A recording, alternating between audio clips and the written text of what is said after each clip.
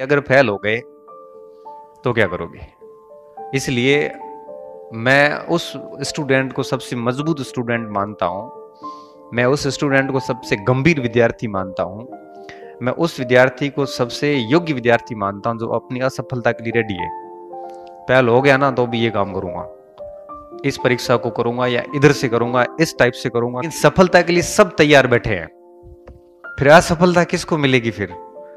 इसलिए कह रहा हूं कि अगर कितनी भी बढ़िया तैयारी है, दिमाग में ये चीज हमेशा रखना कि असफलता मिलने के बाद क्या स्थिति बनेगी। इससे आपको दो चीजें मिलेगी। एक तो ये कि असफलता के नाम से डर डर के पढ़ोगे, यार फेल हो गया तो फिर पढ़ोगे, रात को नींद नहीं आएगी और बिल्कुल एक मिनट भी कभी अपना व्यर्थ नहीं करोगे आप। जब बार बार दिमाग में असफलता आती है ना कि क्या पता फेल हो गए तो घर से पैसा कैसे आएगा, क्योंकि घर वालों ने तो फिक्स टाइम दिया है, भी अपने पास पैसे है कहाँ।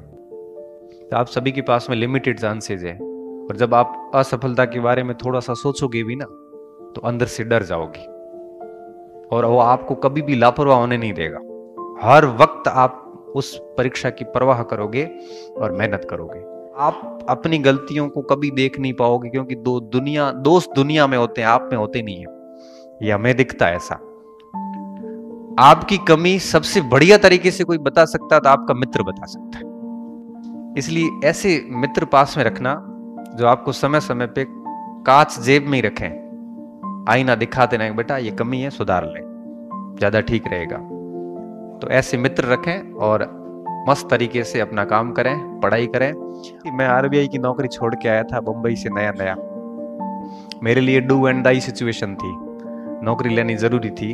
तो पढ़ते पढ़ते रात को कई बार 1 बज जाती थी, कई बार 2 बज जाती थी, फिर किताबें साइड में रख के आंखें भारी होती थी, सो जाते थे। कई बार सोते सोते जब हम गंभीर तैयारी करते हैं तब अच्छी नींद नहीं आती है, ध्यान रखना। फिर पूरे दिमाग में पढ़ाई के वो चित्र घूमते हैं आपके। और फिर क्या होता था, जब नींद ठीक से नहीं आती थी तो आंखें कई बार 2-3-4 घंटे बाद वापस खुलती थी, और वापस जैसी आंख खुलती थी फिर वही किताब जो उल्टी रखी हुई होती थी फिर उसको खोल के बैठ जाते थे। फिर 1-2 घंटे बाद नींद आ गई, सो के सुबह 9-10 बजे उठ गए। उठने के बाद में नशा तो किसी चीज का था नहीं, लेकिन फिर भी चलो चाय पी लेते हैं, चाय पी के फिर बैठ गए। हमें पता ही नहीं था कि हमारी टाइम टेबल कौन सा है।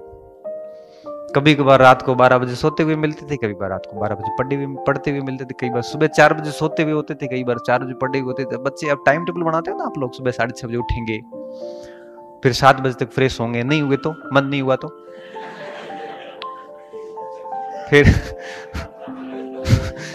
फिर 8 से 10:30 ये करेंगे। और एक बात ध्यान रखना, आपने अपने आप को जंजीरों से बांध दिया है, खुले शेर नहीं रहे अब आप। और ध्यान रखना मेरी बात को, अगर पूरे दिन के इस टाइम टेबल में एक कड़ी छूट गई ना, पूरा दिन पढ़ाई नहीं होगी। 8 से 10:30 भूगोल पढ़ेंगे, और अगर 8 से 10:30 भूगोल नहीं पढ़ी तो पूरा दिन लगेगा यार आज टाइम टेबल शुरू कर रहा हूं मैं, अब कल से शुरू करेंगे। ऐसे कल कल करते करते कभी नहीं आता। इसलिए कभी भी जिंदगी में कोई टाइम टेबल वगैरह मत बनाना। जुनून जो है ना, मैं आपको बता रहा हूं, इस टाइप की पढ़ाई करते रहो। 18 घंटे भी हो जाती है, कभी कभार 5 घंटे ही होती है, लेकिन होती इतनी मजेदार है कि मन में खुशी होती है कि अपनी तरफ मौके थे कमी आई को नहीं ना, मैं देखी जाए आगे जो रिजल्ट